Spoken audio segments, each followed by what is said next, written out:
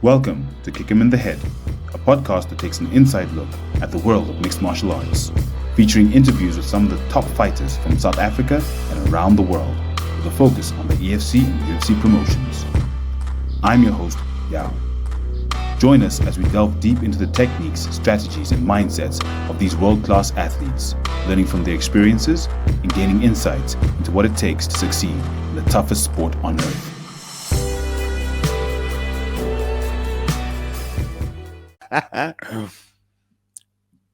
Shaheed. My man. How are you doing today? I'm excited. I'm very excited. This is the first of its kind. Tell the people what's happening. Today we are speaking with the Fight Week podcast host Ola Akindele. Well, he'll correct me when I come on, but we're really looking forward to speaking with him about MMA and about podcasting in the MMA space and how people can actually get involved by commenting, subscribing, liking on our content, and giving us what we need to give them what they need to know everything about MMA. So, Ola, you can see why I'm so excited. Welcome to Kick 'Em in the Head. Salute to you guys, man. Thank you very much for having me on your show. I seen your channel kicking up a lot of dust, kicking them in the head, all over the social media. Thank you. And I appreciate the invite, man. Thank you so much, man. I've wanted to collab with you guys for quite some time. So this is a tick off my checklist. Thank you very much for that. Yeah, it's a pleasure. Really appreciate that. Cheers. How did you get into MMA podcasting? I think Shaheed and I, we met through another industry, through cannabis, and then it turned out that he's actually an MMA and fighting expert, boxing licensed trainer, as well as a white belt jiu-jitsu second dan. Yeah, right. Just starting in the beginning there. Yeah. and that's how we really then met up, and then I think our passion for fighting brought us into the MMA podcasting space. How did you get into it? Right. This is a crazy story, actually. A few years ago, I had this friend, and God rest his soul. We'll get there in a minute. And we were doing a football channel together. As you see, I support Arsenal. We were speaking about that off air. I support Arsenal, and me and this guy, we will do like football streams, and the football stream was doing well. But I've always loved combat sports, specifically MMA. He loved boxing, so I thought, you know what, you love boxing, even though he's one of those people you see as a strong character in the boxing world. And with myself, the way that I don't see myself as a casual. I say one of those. Probably what's the word you do, the opposite of casual, like an aficionado. Yes, I'm one of those guys over here. Right. So we said, you know what, why don't we do this together, and we call it the Combat Show. So basically it covers the boxing and it covers MMA. So yeah, we started doing that, and then one night we did a football stream, and we were supposed to do an MMA stream or the Combat Show stream the next day. We locked it in, made the arrangements. He went to sleep. The next morning, I'm waiting for the call. He never woke up. So, and that's how I lost my friend right there and then. Wow. It's a really tough one. And the channel we had together doing the Combat Show one, because he created the channel and we just went with it together. I didn't have all the passwords and everything. So I just thought, you know what, in his memory and to carry on the show that we built up, I thought, yeah, you know what, let me give it another crack. And basically I put together the Fight Week show, and since then, with his grace watching over us and everything, he's brought us to this point where a majority of the things that we spoke about and how we were going to do things is kind of what I'm almost putting like his vision to life, if you like. So almost kind of doing it through him. And I wanted to carry on the work that we started together, and that's how the Fight Week show was born. And been doing it ever since. I love combat sports so much.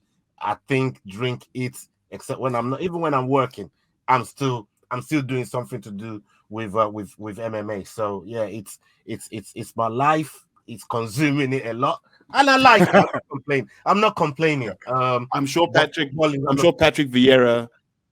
I'm sure Patrick Vieira must have been one of your favorite Arsenal players, because he could have been an MMA fighter. Oh yes. I love. I mean, Patrick is the ultimate captain, the ultimate footballer, and captain of the Invincibles. There's not many like him. I don't think there's going to be another one like him. Like you said, the Invincible. And when you put that word out there, the Invincibles, there's only one of them ever made till today.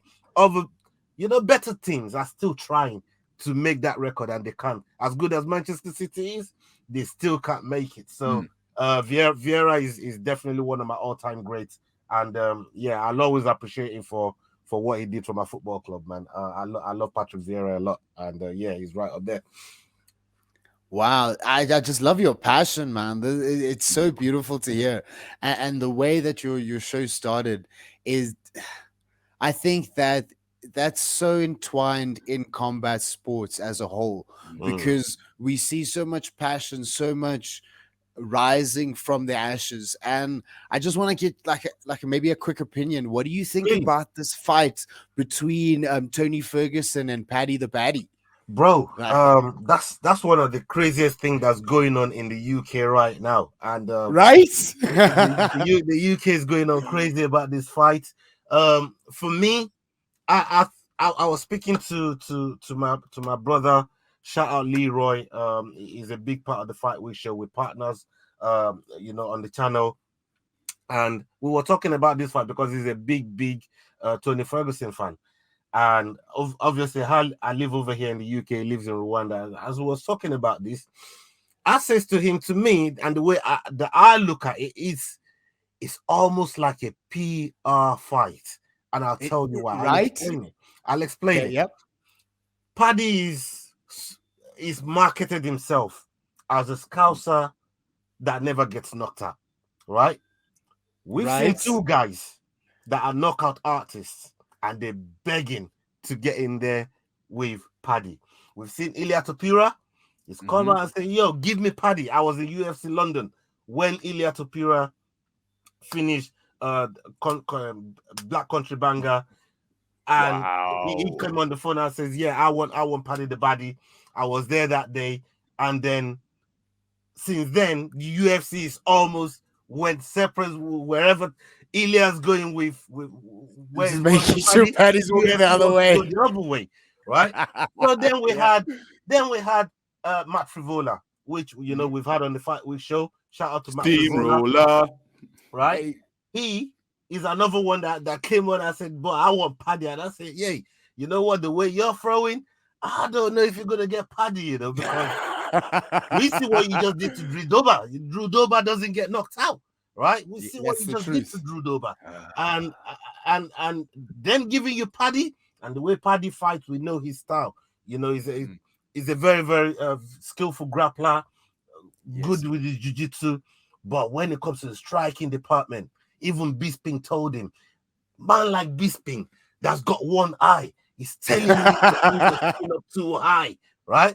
So when the man's telling you hang your chin up too high. And you in the UFC, there's a lot of fighters that's going to want to take a test drive on that chin. They want to test drive on that chin. So I think Tony Ferguson is probably the best fight they could have given him, especially he's coming back from surgery as well.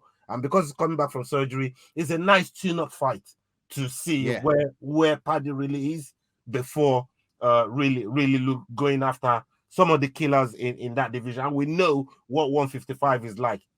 Absolutely crazy division. Crazy killers. I mean, we just saw a 155 now. I mean, Fayez, I felt so bad for him with his knee, man. That was such a hard loss. But Gamrot is a killer, and there's so many heavy killers coming in the 155 division. Just like a sidebar question, who is your favorite fighter? Yeah, I was waiting for this one. I've got quite a few posters in the back that probably give me away a little bit. Yeah, just a little bit. I've got Easy right back there. He's my countryman. Everybody knows I'm originally from Nigeria. I love Usman and some of the work that those guys have done, including Francis Ngannou. But when we're talking about like my all-time favorite, Nate Diaz is one of them. He's right there, Nate Diaz. Right, yes, that's my boy right there, Nate. I love the work that you know what I mean. That's it right there. You know, Nate Diaz. I love his career, the way he even left the UFC. You know, not many people leave the UFC the way he left the UFC. He left the UFC on his own terms. You know, Khabib is one of them as well. I've got a poster of Khabib here with Conor McGregor. Khabib is another one that that I really, really like his body of work. I think he's a true legend, and it's a shame that he didn't get to see Tony Ferguson, as we was just talking about right now. That would have been one of the legacy fights, that in all of UFC history. But we didn't get to see it. That fight was cursed. But right, dude. We spoke about that in the last episode. It was so hectic, man. Oh, yeah. But what do you think about Tony taking this fight? Because, like you said, he's just come back from surgery. But if you think about it, Tony's been very, very active. Even if you take it from the Chandler fight, the last fight, yes, he lost to Bobby Green, but he's actually been very, very active. So from that perspective, do you think he's still trying to head for a title shot, or is this also just for him to see out his career? No, I think Tony is done with anything to do with the title, and I'll tell you why. He dominated that division in and around the time that Khabib was also making his run. And we just couldn't get that fight together. But Tony was right up there in his own way. And there is this catalog that's going around. I don't know if you guys have seen it. Like, he had like 7-8 different fights where every single body in that fight is all bloodied up. Thank you, Shahid. He's all bloodied up. Like, this is what Tony does to people, right? Yes, but that era is almost like getting away from him. Tony can still hang with the best on his good day, but I don't think hang with the best to make a title run in a murderous division like that. I just think that division is just too crazy to be going after gold at the place and time that Tony is in right now. I think Tony is probably on the decline. There was a couple of fights that I actually thought he was going to hang the gloves and drop the gloves in the middle of the octagon.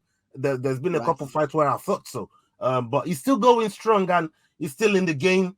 But, people like Paddy should be grateful to even share an octagon with somebody, as decorated as Tony Ferguson. Because that puts him right up there without really putting him up there. Very good marketing on the part of the UFC. Yeah, I agree. I love Tony, and if you listen to the phrase that I keep using, body of work, because body of work is really, really important to me, as a fight fan.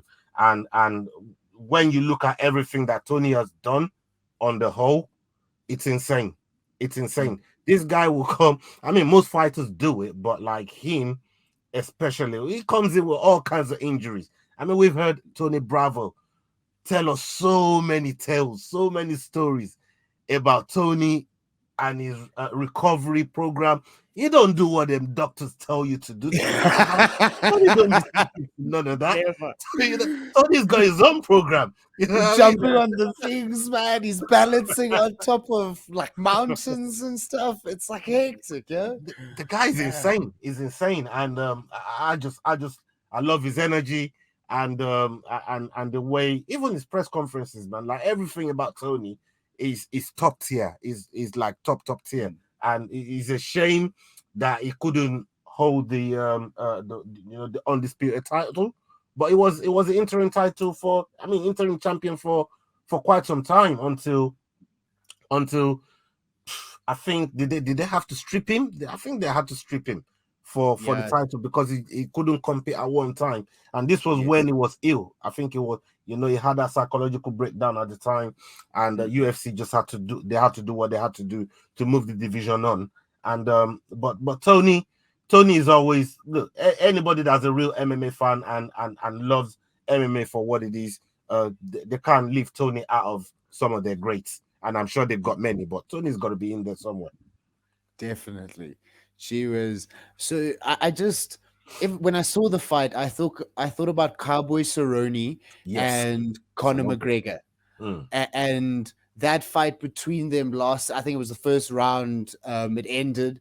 Do you think that the UFC is following like a little bit of a framework to try build up stars to be as big as Conor? Because we've got a big pull in the American divisions, we've got a big pull in Brazil, and now that Conor's kind of fizzling out, do you think Paddy is the UK pull that can bring in the UK fans like Conor used to? Because if you look at Tom Aspinall, he's not the draw card that, as much as he's at a higher level than Paddy, he's not the draw card that Paddy is. There's no one, Cyril Gane's French, but there's no one else who's really drawing the European fight crowd. Yeah, look, I agree with you. And when it comes to European market, it's it's a little tough.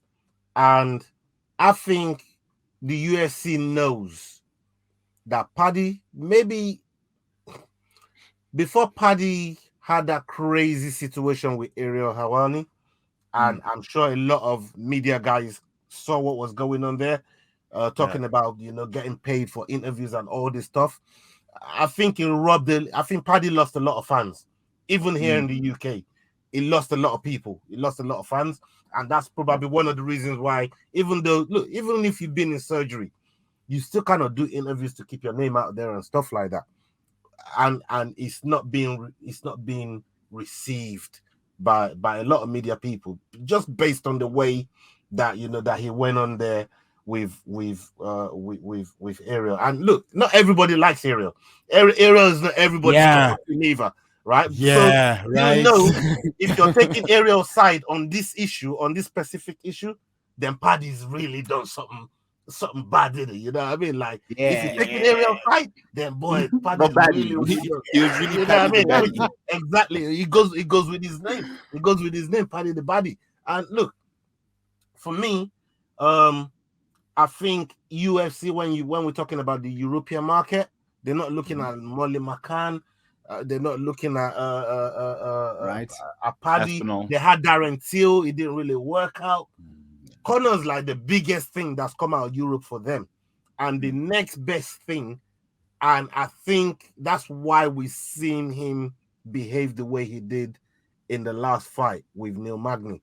Is Ian Gary. I think Ian Gary is probably the next one that they're trying to look at. And they said, bro, you probably, people are probably telling, bro, you're moving too soft. You see how Conor moved. You're from Ireland, you got the physique, you got the skill, you got everything else going for you. You need to start going on like a dickhead. You know what I mean? And once you start doing that, people will start taking you serious. So he had, because when you see the whole Neil Magny telling of his son, it looked forced to me. A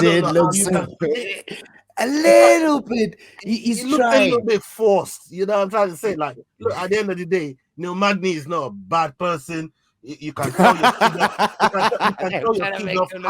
You can tell your kid off how you want to tell your kid off. You know what I mean? Depending on your upbringing and as long as you do your relationship with your child as well. Yeah, as long as you do it in a way you're not going to get locked up for it. That's fine. Everybody has the right to discipline and bring their son up the way they want to. But to the way that he took it, I thought he took it to the extremes just to prove that he's trying to be a heel. And look, if you don't force it and he lets it come naturally, then you'll get somewhere with it. Look at Kobe. Look at the Kobe's of today. Like, he ran with it. He's got in title fights when the guy was just about to get caught. He was just about to get caught from the UFC. Sean O'Malley. And now he's getting in title fights. Yeah, sorry. Sean O'Malley. Yeah. Just to your point, Sean O'Malley is one of those guys. Yeah. I totally agree with you. I mean, look, all these guys, you have to kind of put on some kind of the skills might be there, but you still need to get bums on seat and eyes. It's on still the a show. It's still a show. You still got to entertain people.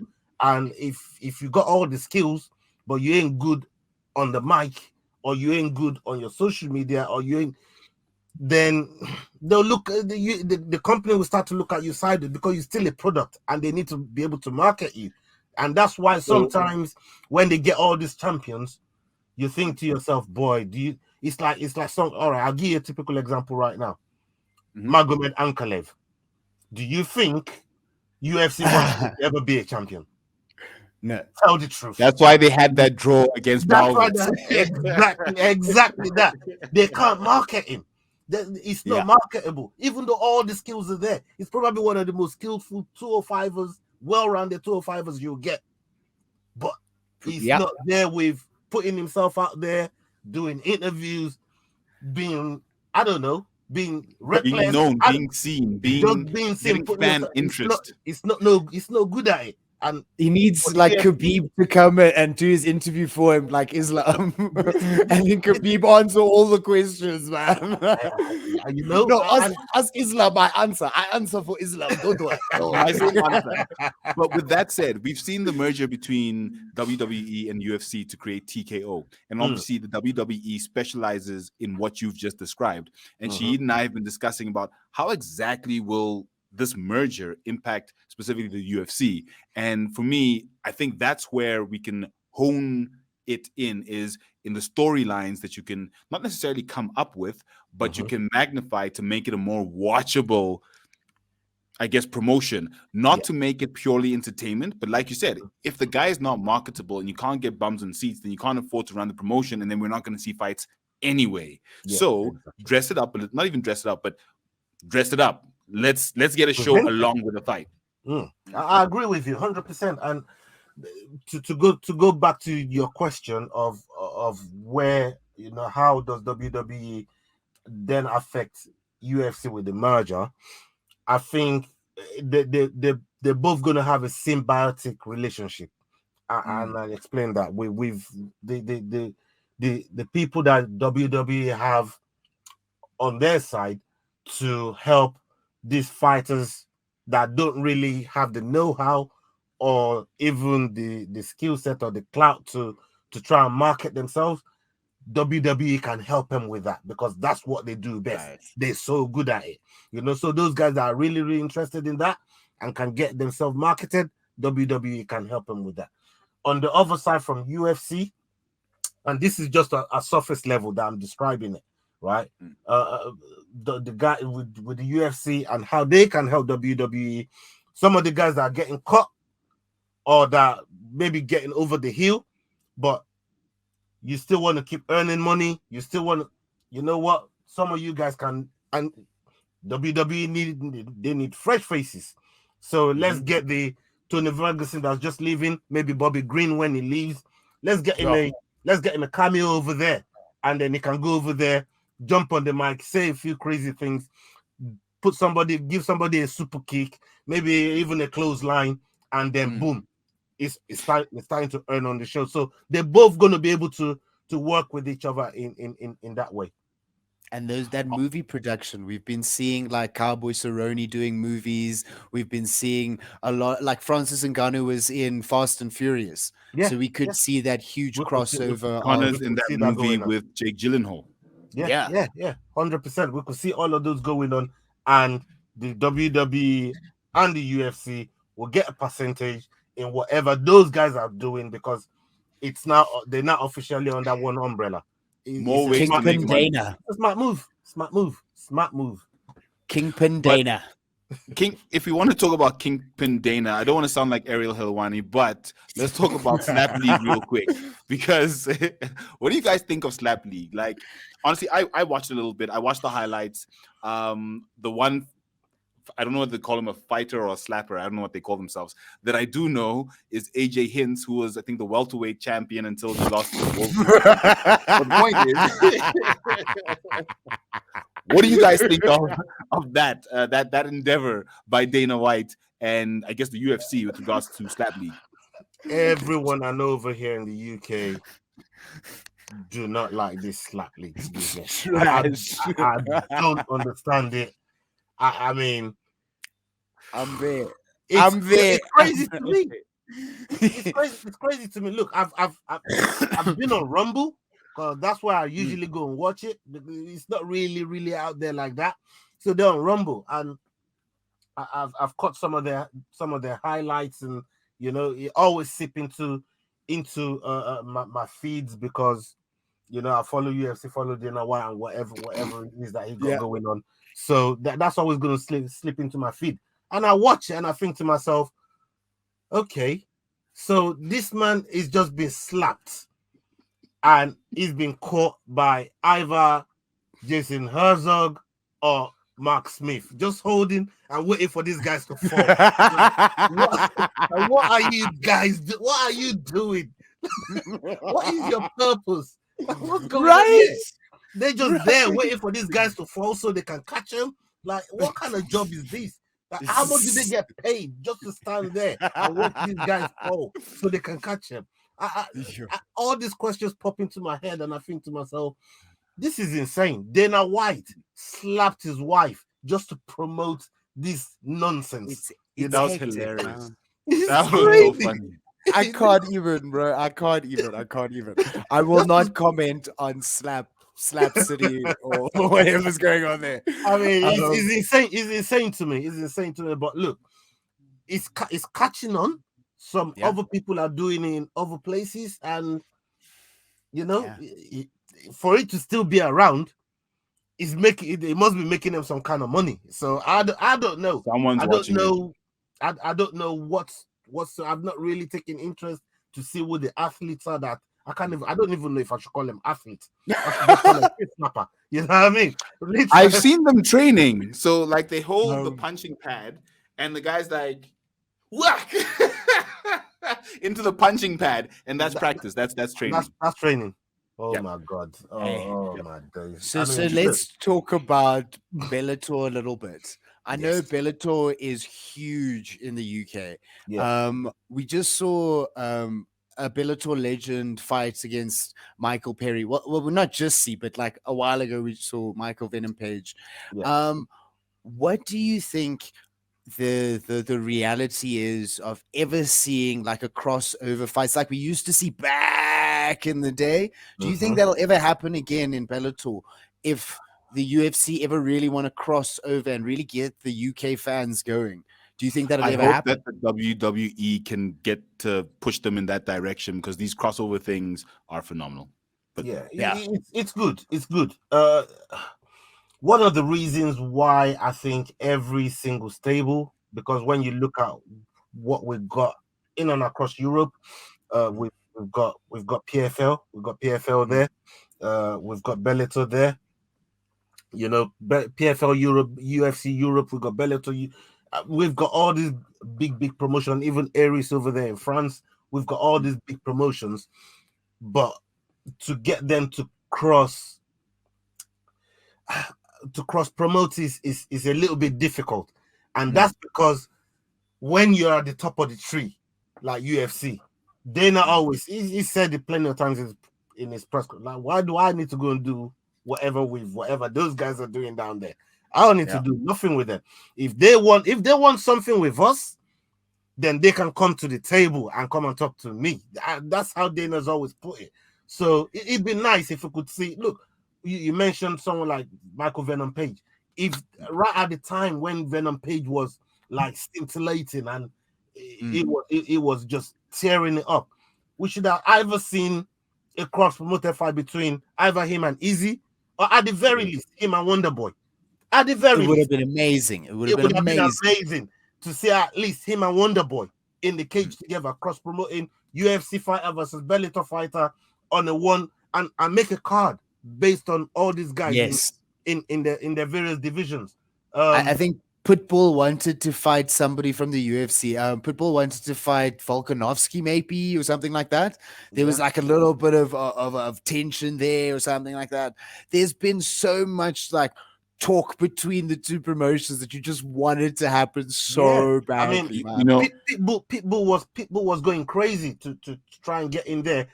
Not only with Volkanovski at the time, but he wanted a bit of Khabib at the time. He wanted 145 and 155 at the time, and this was the time he was going crazy with AJ McKee over there in Bellator.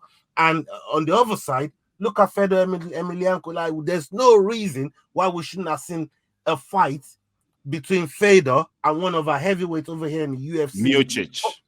You know, we should have seen something in and around that if the promotions, got that aligned, and that would have been a banquet for the fight. You know, I think they should do it similar. And once again, I turn to the WWE. If you look at the whole SmackDown Raw, you say, okay, fighters who are about to get cut from each of those promotions, you guys go and fight for our pride against those guys. And you kind of build like this sub promotion that everyone comes to fight the guys who are being cut.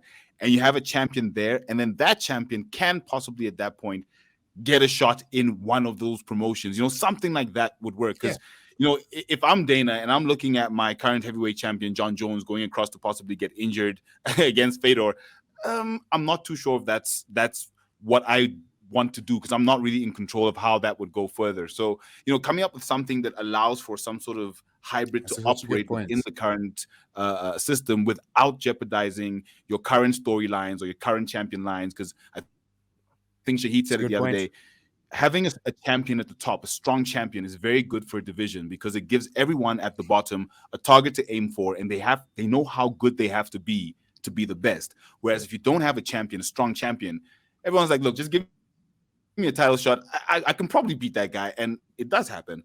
But to lose that to cross promotions is a bit tricky. But like some random, like, okay, you guys are being cut, almost like how they do the Contender Series. Okay, you guys now go there, fight against those promotions, and let's see who wins. Yeah, UFC, we this year we are the best fighters in the world. Last year it was Bellator, the other year was Ryzen. Okay, yeah, and that will make a great fun. You know, look, the way that the world is going right now, MMA is still a new sport, and it's not like boxing that's been around for hundreds of years and very, very established. MMA is still a new sport, and it's still growing, is evolving, and things like this are probably things that we're going to see down the line, maybe in 10, 15, 20 years, you know, maybe when Dana's moved on from the UFC and we've got DC that's now running. He's now the president of the UFC and making decisions. You know, maybe he'll be open to those type of things. So, like I said, we've only ever seen the height of MMA with the UFC, with Dana running it. We don't know enough. We don't know any other life apart from that. But when maybe that time comes for Dana and he steps aside and somebody else takes the reign, maybe they'll be more open to doing more things, and the sport again would have evolved by then, and all these cross promotions can really come together, make money at the same time, but give fight fans some of the best fights that we matchmake all the time as fans. It's one of the things we do. We're always matchmaking. Oh, I would have loved to see that guy and that guy and that guy and that guy. But maybe with that happening and the cross promoting, a little bit of our dreams can always become a reality, and we'll get to see all these guys in the cage, you know, fighting for superiority. And it's all we want as fight fans, and that's one of the reasons. Just before I finish that point, is one of the reasons why I've always got a problem with boxing, because in boxing, to see the best fights, it's like waiting for the World Cup or Olympics to come around. It takes too long. Too long. It's like every 4 years, you know, to see the best fight. Like Crawford and Spencer. Long? Look at Errol Crawford and Spencer. Look at like why did it take so long? In MMA, we would have seen Errol Spence Crawford 3. Maybe you know what I mean? We would have seen a trilogy, but look at Figueroa and Brandon Moreno. How many times we've had to see that fight? You know, right? Guys we would have seen them fight 3 or 4 times already. But because it's boxing, we're only just seeing it. And there's many fights in and across boxing that's like that. And that's because all these fighters, they fight in all different stables, and none of them really want to relinquish the power and the stable to the other one. But in MMA, these guys fight under one umbrella, and then it keeps everybody fighting the best against the best more regularly, even constantly, like monthly. You know, we get to see the best against the best, and that's why that's one of the reasons I love it about being an MMA fan. And my last, I think we're coming just close to the close, yeah. My one of my last questions. I know Izzy is your countryman. Speaking of a South African countryman, how do you feel about the Drickus situation? I thought you'd never ask. I had to. I thought I'd go away with that one. But hey, look, as you guys know, I'm a big fan of South Africans MMA and all those guys over there. I know I've worked with a lot of the guys on the roster over there on EFC. I love all the guys over there. I speak to them regularly, including Drickus, Cameron Simon, all those guys from CIT, the guys from Tinkerbell, House of Tinkerbell, PFASA, all these guys.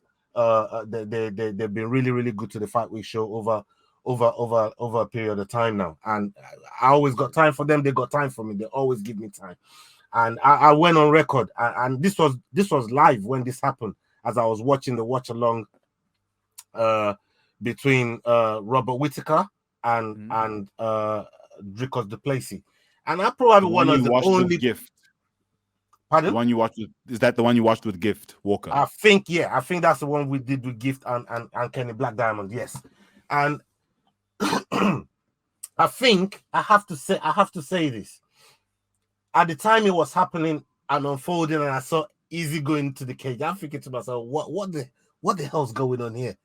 But because of the watch along and copyright reasons, I had the volume on low, so I didn't really know what he was saying. But I knew it was in his face. And even then, it didn't sit well with me because Drickus had just had a moment, and that was Drickus's moment. Why come into the octagon and get in his face? You guys have been going back and forth. Yeah, he's just won a fight. He's just knocked out Whittaker in one of the most spectacular way. Let him have his moment. Obviously, he got in front of, he got in his face, said all those words that he said to him in terms of trying to race bait him. Right? Which I till now, and I said it at the time. I spoke to shout out to Hoto Ramopo Bilal. Big up to him. He's of Nigerian descent as well as South African as well, and he felt the same way I did. I thought it was distasteful what Izzy said. I thought it was uncalled for, and I've had to battle a few Nigerians over this on my stance, but I stand on it because I don't think that was a correct situation. And Izzy has since then come back to life and realized what he did was wrong, and he's apologized publicly. I don't know if you guys have seen it, but he's out there. Yeah, he's out there. He said he admitted he done wrong. He should never have did what he did to Drickus and all this other stuff. So he's been out. He's apologized publicly to Drickus. It's out there online. You can look it up. But it shows that not condoning it and finding it distasteful was the right place to be in that situation there. And speaking to Drickus and some of the points that Drickus did put across, I didn't think Drickus, when you look at the actual thing that was said originally, before everything else got added to it here, there, and there, everybody put their own spice and the internet and everything on it. All he said, there you go. All he said is, I live in South Africa. I want to be the first guy that lives in South Africa, wakes up in South Africa, trains out of Africa, right? Which so far, all those things that we've mentioned are facts, right? Trains out of Africa, and I want to be the first one to take the belt back home to Africa, where the belt is going to live. The belt's going to reside. It's not taking the belt on tour like some of our other African champions have done. I no disrespect to them. I love them all. I said about Usman, Francis Ngannou, Easy. They took the belt back home. They took the belt back home on tour. Like even Shevchenko's done it. take the belt back home on tour. You know, Piotr Jan Blachowicz did it. You know, he took the belt back home. The Brazilians did it. Charles Oliveira did it. Yeah, they all do it, right? So it's not a bad thing to take the belt back home on tour. But the difference with what Dricos is saying is, I'm not going on tour. I actually live here. And the belt is going to sleep, wake up, see the sunset, see the sunlight every day on this soil while I defend it. That was his position. But obviously, it got taken out of context, it got taken out of proportion, it got blown out of proportion, and Dricos has had to withstand all that blowback. And fair play to him, the way he's handled things so far. I think Coach Monweiser, his coach, shout out to his coach, is doing it. He's doing a lot of the talking now for Dricos because that way you don't let the mental warfare really affect your fighter. Yes. You stand in front of that and say, you know what, I'll take all the hit. Yeah, Easy wants to say, or his coach wants to say whatever. I'll be the one talking now. My fighter is going to concentrate on his healing process, on his preparation for this important bout that's coming his way, because it's now, for me, in my eyes, he's number one contender in the middle. Right. Number two, I've had this argument again, and Easy is my boy. I've had this conversation with a lot of people. I disagree with them. I don't think Easy should get an immediate rematch. I think I also don't think so. I think he's used the lifeline of an immediate rematch. This is my logic to it. For you to get an immediate rematch as a champion, you have to have a few defenses. Yeah. Maybe 2 or 3 defenses. At the very minimum, have a couple of defenses, right? Yes. 2 title defenses might earn you an immediate rematch based on the circumstances, right?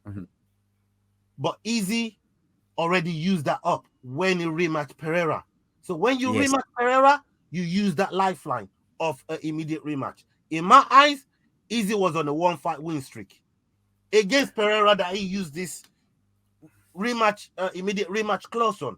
So really and truly, you're out of immediate rematches. You get back to the back of the queue, have a couple of tune-up fights, 1 or 2, depending on how much Dana likes you. And we know Dana really likes you, so you're probably going to get 1 fight, and then you're back in the title picture. So I think Easy needs to take a step back, go and get 1 tune-up fight, let Strickland and DDP do their thing, and depending on if Strickland loses, he can then claim for immediate rematch because it's only 1 fight. Do you see where I'm coming from? Right? So for me, if we start modeling up, Easy getting another rematch, it looks crazy to me. It looks really bad. And this is coming from somebody that really looks Easy. So in my opinion, I think that, you know, that's how it should be. That's how we should go. I've been saying it for a while. I always thought it was the pathway to having a South African UFC situation. Dricus and Izzy fighting for the title while Dricus has it in South Africa. I don't know. It looks like it could be happening, but they also, I think, could be a contenders fight between Izzy and Dricus, because that is a really huge draw. So it's just looking like very exciting times to be a South African UFC fan. 100%. I agree with you, Shahid. And I think the eyes that Dricus is brought to African MMA, not just South Africa, but Africa as a whole, and this is not discounting again, you know, the work that people like even Sadiq Yusuf, you know, those guys have not even tasted gold, but the work that they've done, that's not discounting that. No, what we should be celebrating is what Dricus and the likes of Cameron have now, and Temba Gorimbo have now added to what you guys have been doing. That's what we should be celebrating as Africans, right? We should not be squabbling amongst ourselves over and this. Celebrate the guys like DeMont Penny. You know, this is something we should be proud of.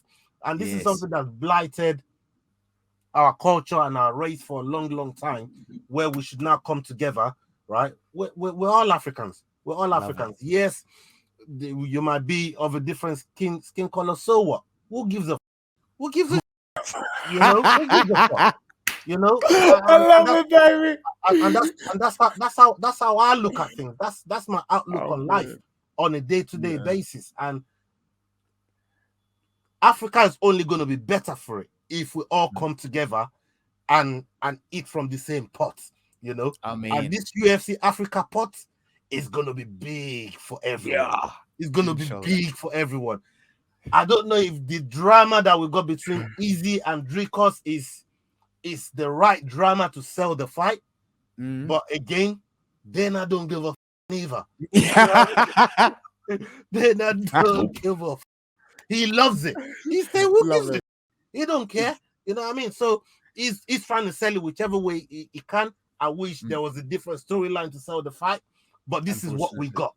This is what we got. This is what we've been given, and we just have to deal with it as MMA fans. And I think, look, if Dricos gets to be champion, I think he's going to be a great champion. He's one of the most humble people that I know.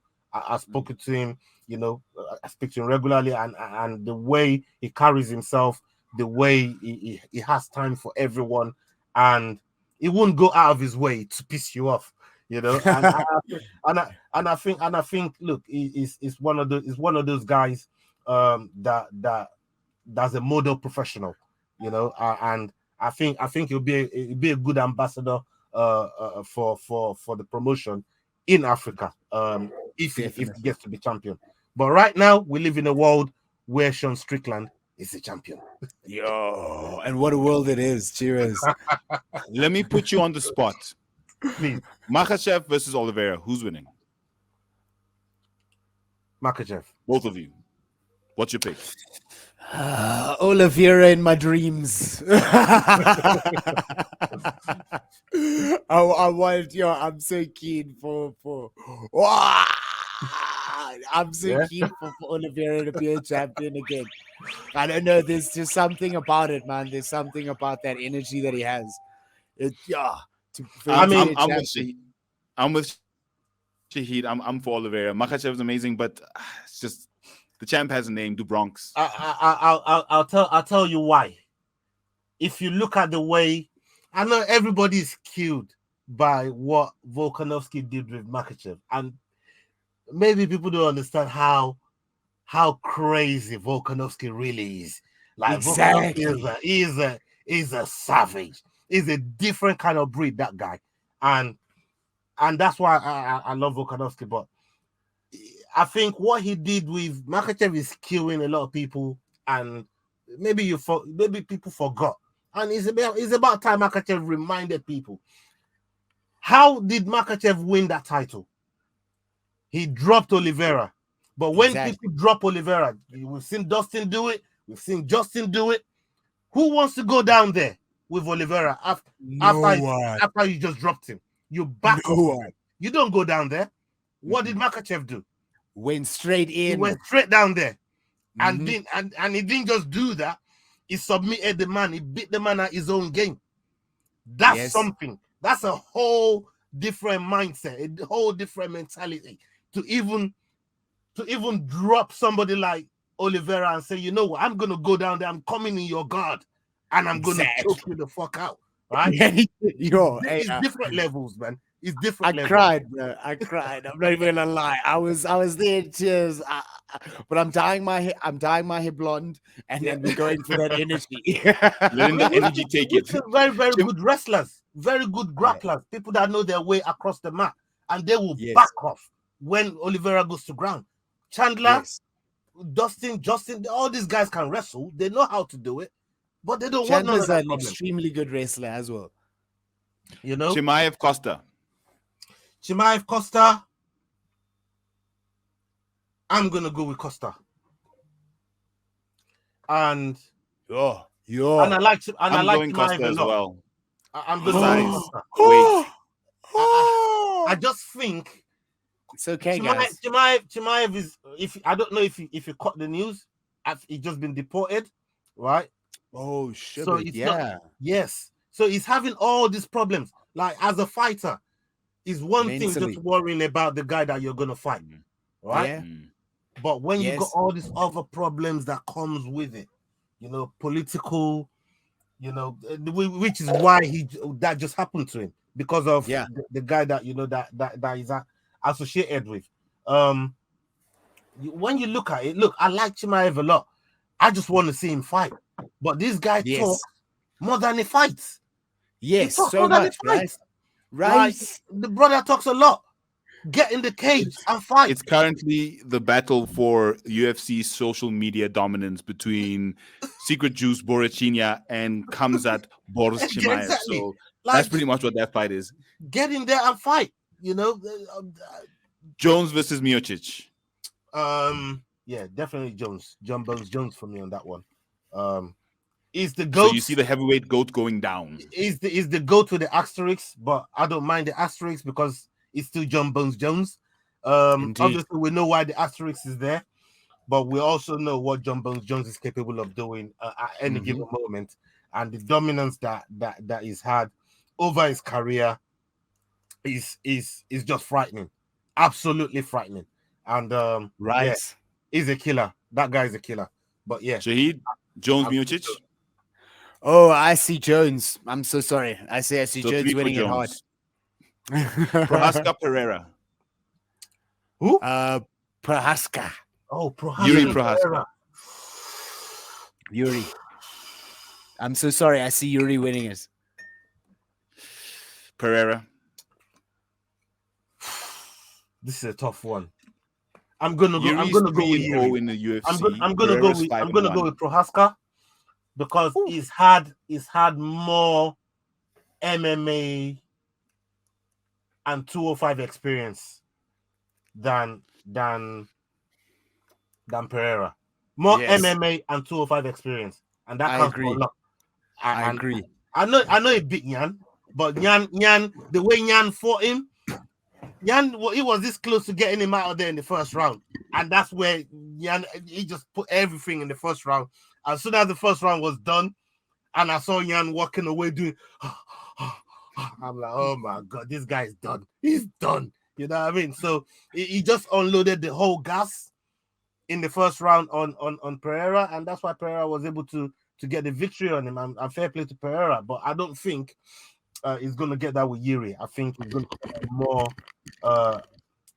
a more detailed fight, a more conservative fight. Not conservative, but a proper fight from Yuri. I think Yuri is going to prepare for him properly, and this is even more of a kind of like a little bad blood between him and Yuri, anyways, because we know Glover Teixeira is Pereira's mentor, and Yuri beat him, so he's going to want to get one back for his mentor. And who knows, he might try too hard, and Yuri puts him out. You just never know. But I love that fight. I love that fight a lot. I'm going to go with Yuri though, just based on the experience. That's the reason. Although Pereira is 5-1 in experience, Yuri's 3-0 in terms of UFC.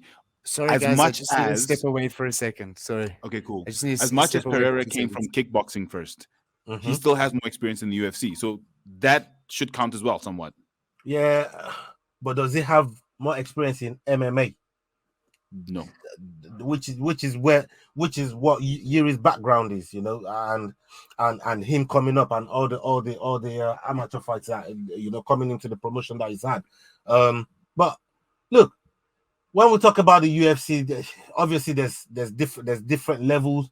And talking about, you know, three fights in the UFC, these are 2 fights with a middleweight and 1 with a 205er. Whereas Yuri's been fighting the whole time at 205, you know, and all his experience is with 205ers. I think that will bode well for Yuri. I know he's coming back from injury, but I think if his rehab had gone the right way, I think he should do fairly well against someone like Pereira. Look, Pereira's got knockout power, and he can knock out. That guy can knock out a horse. If you know what I mean, he could knock out a whole full thoroughbred horse. That's how much his power is, right? But Yuri also has that. But the problem with Pereira depends on reading people's feints, just like Easy, because they both come from kickboxing, and their real strength is counter striking.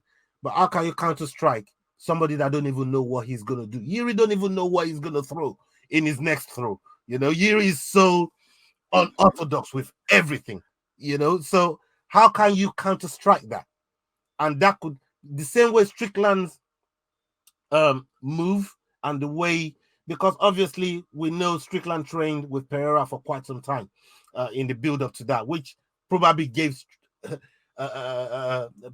Pereira gave Strickland some good advice on what not to do when you go and fight Easy, because he knows that Easy is going to be looking to counter strike. It could be the same thing here for Yuri Prohaska, because if you don't know what the guy's going to do, how can you counter strike it? No amount of feints that you do, no amount of body feints, waist feints, jab feints that you do is going to phase Yuri Prohaska, because Yuri Prohaska is just going to do what, he's just going to do what he's going to do what he's going to do. Back spinning, elbow, heel kick, he's going to throw it all. So yeah, I'm looking forward to that fight though. And for the last fight of the year, we've got Edwards versus Covington. Do you see the three horsemen of the apocalypse? Well, do you see him joining the era of Sean? Let me put it that way, because right now we're in the era of Sean. Do you see him joining the era of Sean? Did you want to go first, Shahid? Yeah, I don't. You know what? I don't think that Colby can pull it off. I don't know. I just see Usman had such a good time against Colby in every aspect, in terms of striking, in terms of wrestling. And for me, Leon has, like, he's got that game. He knows, he understands the wrestling game. He understands his distance that he needs to be at. He's a good jiu-jitsu artist, and I think his striking will prevail again. I think because the energy is so geared towards Colby taking it, it's going to go to his head. He's going to think he's got it, and head kick dead. Headshot dead. Headshot dead. Look at me now. Yeah, man. I love it. I'm going Edwards. Similar reasons, but I think we just saw him at Bellator this past weekend having an altercation with Johnny Eblen after his brother Fabian Edwards lost. And like he said, I think he's getting the right energy of being a champion and, being ready for a fight. So I think for this one, as much as Covington has it, and if it goes to ground, you've got a good wrestler on the ground, I think he's going to manage to keep it standing where he needs to, because Covington likes to stand and bang as well. But also, if it goes to the ground, the jiu-jitsu should allow him to, sweep himself out, or at least keep himself protected from anything super dangerous. Yeah, I agree. And the way the fight has got to go for me, Leon has to finish the fight. He can't go the full distance with Covington, because Covington is the type of fighter that likes to fight on volume. And there's no way Leon is going to be as busy as Covington through over a 5-round period. So Leon is going to need to finish that fight within 3 rounds if he's to get the rub or the green. And I agree. Look, I know some of Leon's people, and I've met him a couple of times. He's such a down to earth guy, serious guy. I'm so jealous. I mean, Leon will walk in you wouldn't even know he's been and gone. Is that so down to earth. Really good guy. Lives in Birmingham, trains over there at Renegade Jiu-Jitsu gym. And shout out to Jermaine Lewin, is his childhood friend. They all came up together, trained together and everything. We've had him on quite a few times.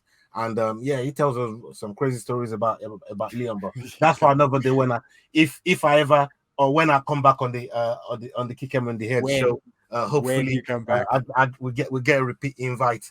But for me, with Leon Edwards, I think he needs to finish the fight. Colby will fight on volume. Leon needs to fight and with power, because Leon's punches, they got snap in them. They got proper snap in it, and I reckon he can finish Colby as well. I would like to see him finish Kobe. I'm gonna go with Leon Edwards, but Leon still worries me in some ways because it does. When my boy over there, Nate, he got beat up for 24 minutes, but nobody cares about that. We only care about the 1 minute that Nate put Leon on that stanky legs. That's all we care about. Beautiful. Got you. That stanky leg. Yeah. I love it. So on that bombshell, I'm gonna leave it on that. I think Leon Edward takes the win on this one. I think he finishes Kobe. I want him to, and I hope he does. I agree wholeheartedly. So Ola, how do you think he's going to finish the fight? What do you think? Which move do you think he's going to use to finish the fight? Right. Look, Leon's been trying. Look, he's got the head kick. He's got the head kick in the bag. He prepares it. He loves that move, and we love the show. We love the platform. I think we should get Leon over here. You know what I mean? Yes, kick him in the head. Yeah. You know what I mean? We should try. We'll change the logo to him. He's speaking dreams. Yeah. Look, he's a very busy guy. I've been chasing him for nearly a year now, even though I've met him and stuff like that, and I know his people. And a couple times, you know what I mean, I've reached out to him. He's never not going to interact with you or even reply to you. His schedules.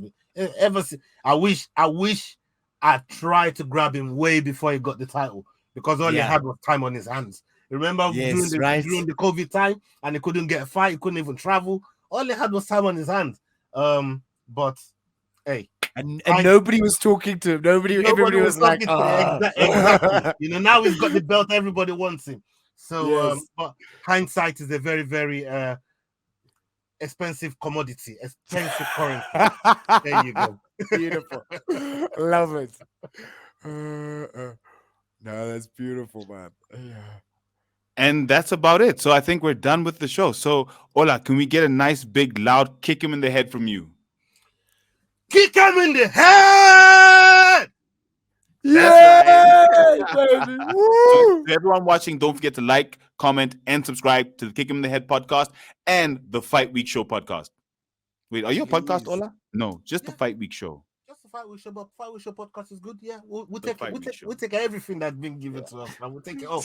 We'll take it. Go yours, go out. Cheers. Thank you so much, Ola. Really appreciate it, and thank you for your time. Kick him in the head!